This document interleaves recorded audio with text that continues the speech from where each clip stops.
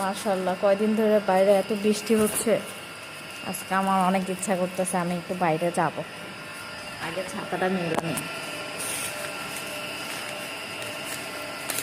এটা এটা হচ্ছে রোদের ছাতা, এটা যে হালকা এটা দেখো আমার কাছে ফুল ফুল ফুল আসছে কতগুলো, দেখছো ফুল।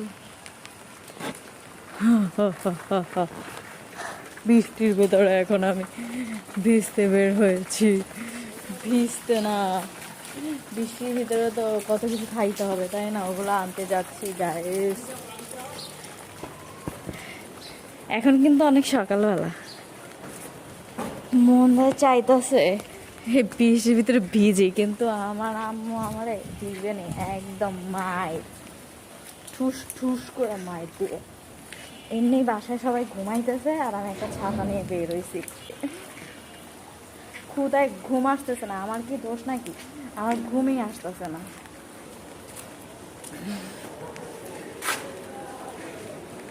এই বৃষ্টিতে অনেক জায়গায় বন্যা হচ্ছে, সবাই তাদের জন্য দোয়া করবেন, আল্লাহ যেন তাদেরকে রক্ষা করে বন্যা থেকে।